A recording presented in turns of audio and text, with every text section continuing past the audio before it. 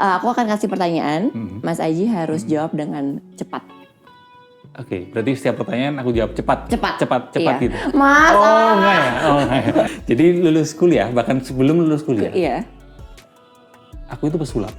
Iya. Masih bisa nggak, Mas?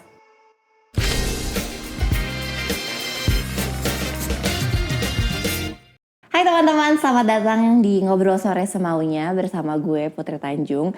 Hari ini super spesial karena hari ini gue kedatangan seseorang yang memiliki vibe yang sangat tenang. Tadi masuk ke studio, langsung studio itu rasanya sangat tenang. Oh iya? Iya loh Mas. Masa sih? Iya. Kita welcome dengan tepuk tangan Mas Aji Santoso. Terima kasih. Hai Mas Aji. Hai. Kayaknya gue terlalu bersemangat deh. Mas Aji, senang banget. Terima kasih udah mau mampir ke studio NSS. Terima kasih. Thank you for having me. Banyak banget sebenarnya yang aku mau tanyakan. Oh iya. Dan ini banyak keluh kesah pribadi. Oke. Jadi tapi sebelum itu kita main game dulu Mas. Oh langsung main game. Main ya? game dulu biar kita lebih akrab. Sebenarnya game ini agak beda sama yang sebelum-sebelumnya. Sweet game ya? Enggak ya? Kita main tebak umpuk aja gitu. Lawas banget ya referensiku ya. Jadi Mas kita bakal, aku akan kasih pertanyaan. Mas Aji harus jawab dengan cepat. Oke, berarti setiap pertanyaan aku jawab cepat Iya. gitu. Mas, Enggak ya? Enggak ya. Padahal tadi vibe-nya tenang ya, tapi kan komedi ya. Tenang lagi, Jadi Mas. komedi. Jadi komedi. Oke, siap ya Mas? Iya. Oke. Ngeliat kamu. Iya, Jadi, Oke. Kata pertama yang diucapkan saat bangun tidur biasanya adalah? Syukur. Sarapan terbaikku adalah? Tempe. Oh, Mas Aji kalau sarapan tempe? Iya. Tempe diapain? Goreng aja. Oh, digoreng. Iya. Oke, jadi Mas Aji biasa sarapannya tempe? Iya, sama nasi sih. Oh, sama nasi. Iya, terus sama yang lain. Kopi apa teh? Ya, teh. Oh, aku kopi banget lagi. Ya, aku anak teh. Oh, Mas Aji anak teh? Iya. Oke. Karena kalau kopi sakit mah. Oh, sakit. Aku juga punya sakit mah, Oh, iya. Mas. GERD. Tapi aku GERD. Iya. Parah banget. Tapi aku nggak bisa nggak minum kopi. Oh, kalau aku lebih aman teh sih daripada kopi. Kalau aku loh ya, tapi nggak tahu kalau teman-teman yang lainnya. Oke. Orang terakhir yang aku hubungi di WhatsApp adalah? Aku lupa. Temanku di Jogja. Oke. Ya. Kalau hari libur yang aku lakukan adalah? Tidur. Aku sangat mengidolakan? Istriku. Oh. Teman-temanku bilang kalau aku... Karena orangnya dari sini sih, jadi aku ngomong gitu. Padahal kalau nggak mungkin yang lain. Teman-temanku bilang kalau aku adalah orang yang? Tenang. Oke. Orang nggak banyak yang tahu kalau aku mempunyai sifat? Komedi. Oke, bener sih. Menurutku makna tenang adalah? Be present. Oh, interesting. Yeah. Makna tenang adalah be present. Be present. Kenapa, Mas? Karena tenang itu hanyalah akibat dari ketika kita bisa sadar penuh hadir utuh di momen saat ini. Yeah. Oke, nah Mas ngomongin soal tenang. Yeah. Tadi kan aku juga selalu ngomong kan, kayak Mas Aji pas masuk tuh udah rasanya tenang gitu. Jadi aku melihat Mas Aji itu adalah sosok yang sangat tenang dan mindful gitu. Okay. Tapi apakah memang sebenarnya setenang itu, Mas? Ini udah di luar pertanyaan cepat Udah selesai gamenya. Jadi mulai agak lama nih, Mas.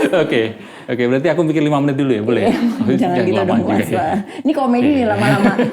Mas Aji biasa gini, kan Mas Aji kan orangnya sangat tenang. Tadi juga teman-teman Mas Aji bilangnya Mas Aji adalah orang sangat tenang gitu. Tapi kan aku tahu banget pasti untuk bisa menjadi seorang Mas Aji yang tenang butuh proses yang panjang gitu kan.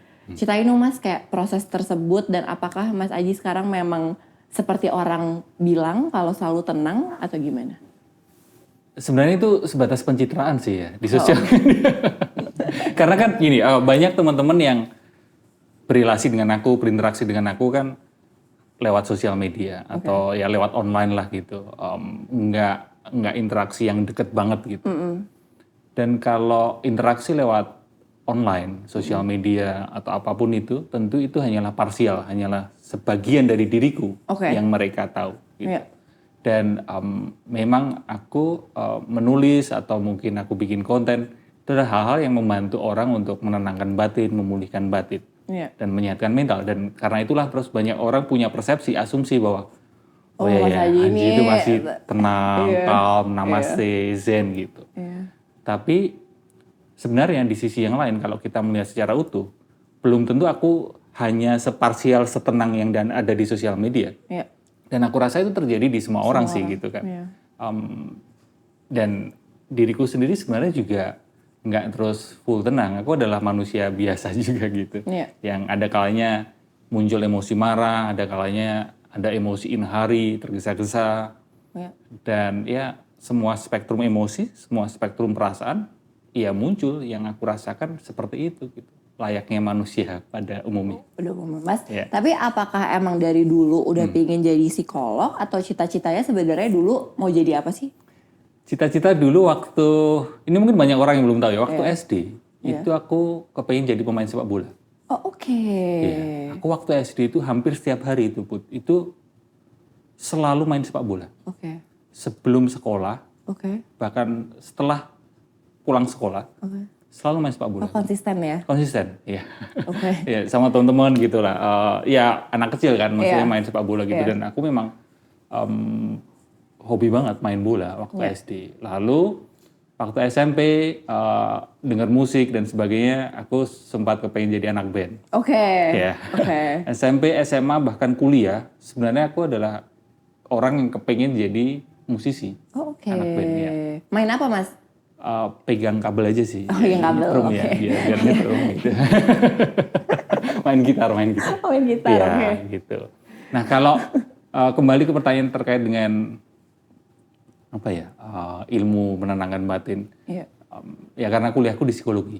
Oke. Nah, Mas berarti dari udah selesai kuliah, pekerjaan pertamanya apa? Jadi lulus kuliah, bahkan sebelum lulus kuliah, Iya. aku itu pesulap. Oke. Pesulapnya apa nih, Mas? Pesulap terus manggung gitu-gitu? Iya, aku jadi dalam tanda petik pria panggilan gitu ya. Jadi dipanggil untuk menghibur Iya. ulang tahun, Oke.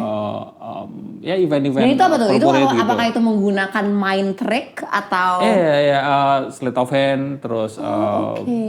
permainan mentalism, bagaimana mempengaruhi orang dengan pikiran gitu-gitu. Wow. Ya, street Itu magic. belajar di mana? Jadi waktu SMA kuliah itu zaman dulu ada ini counter alat sulap kan di mall dan Iya. sebagainya. Bahkan di tengah aku kuliah, aku mencari tambahan uang gitu untuk aku hidup di Jogja. Aku jaga counter sulap di salah satu toko buku di Jogja. Oh, oke. Gitu. Menarik. Iya. Masih bisa nggak, Mas? Udah lupa. Karena kelihatannya mau ditodong, mau praktekin. Ini ada salah satu bagian mentalism ya. Mas, tapi aku mau tahu dong, maksudnya kan kalau misalkan pesulap gitu ya, dan itu kan aku juga aku nggak punya banyak teman pesulap sih, kecuali Deddy Corbuzier ya. Oh, iya. Cuma kayak waktu kita ngobrol soal sulap gitu ya, itu emang banyak banget ngomongin soal psikolog. Iya. Maksudnya dalam arti banyak banget ngomongin soal psikologi behind itu. Yep. Aku mau tahu dong Mas, sebenarnya kolerasinya apa sih? Iya. Jadi ngomongin Deddy Corbuzier ya, Iya. aku itu dulu sempat belajar sama dia juga. Oh gitu. Iya, di rumahnya di Bintaro aku sampai ke sana gitu. Iya. Tapi udah lama banget. Mungkin 15 tahun yang lalu mungkin. Oke. Iya. Berarti diajarin bengkok sendok. Iya. Oke, menarik. Mas silakan, ada sendok. Kalau kaitannya psikologi dengan sulap, banyak sih, Bud. Banyak Karena ya, Mas? Sulap itu kan juga terkait dengan audience management ya. Maksudnya Iya. spectator management, bagaimana berrelasi dengan penonton. Iya. Terus bagaimana mengetahui kecenderungan psikologi manusia. Iya. Itu juga bisa dimainkan di dalam sulap gitu. As a show ya, bukan sebagai penipuan, bukan sebagai membohongi, tapi as a show, as a entertainment gitu. Sehingga banyak sekali sebenarnya dengan mempelajari psikologi manusia, bagaimana cognitive bias, bagaimana sesat pikir seseorang, itu bisa menarik sekali ketika kita bisa menampilkan sebagai hiburan. Waktu itu Mas kenapa berhenti? Aku sakit. Iya, jadi aku sempat merintis satu ya kalau zaman sekarang mungkin startup ya. Dulu bimbel sulap. Oh oke.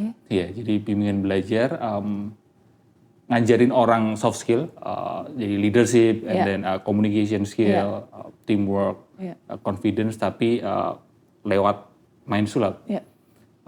Tapi long story short, aku waktu itu stres sekali karena ya menjalankan bisnis kan, hutang, terus karir nggak jelas, relasi nggak jelas zaman dulu.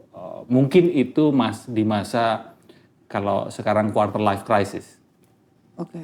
Dan aku sampai ambruk gitu, maksudnya sampai sakit. Itu di umur berapa tuh Mas? 20-an ya, 25, 24 mungkin sekitar. Oh oke. Gitu, ya. Aku sampai ini Bu, di suatu pagi, itu hidung kiri kumimisan, kepala kiri itu kesemutan. Aku baru pertama kali itu ngerasain, nggak tahu teman-teman pernah ngerasain atau enggak. Kepala kesemutan? Kepala kesemutan. Selama ini kan kaki atau tangan gitu. Kesemutan, kepala kiri, terus hidung, mimisan juga kiri. Jadi memang sebelah kiriku itu dulu lemah lah. Terus ya gara-gara ternyata tulang belakangku ada hubungan dengan tulang belakang. Jadi ketika aku itu terlalu serius, terlalu cemas, bukan hanya ngaruh ke lambung, tapi sampai tulang belakangku itu tense, tegang terus, dan aku sampai HNP, hernia nucleus pulposus. Jadi bantalannya, nukleusnya itu keluar jalur, dan itu menekan syaraf. Dan itulah akibatnya hidung kiri. Kram tadi. Iya, semacam kram itu. Aku sempat diminta untuk operasi sebenarnya, operasi tulang belakang. Tapi aku ini jangan diterusi, aku ngeyel dulu, aku keras kepala untuk nggak mau operasi. Terus aku belajar meditasi, mindfulness, awal mulanya dari situ. Dan di momen itulah terus aku terpaksa berhenti dari sulap dan bisnis bimbel itu. Uncut version bisa kamu tonton di cxomedia.id atau klik link di bawah ini.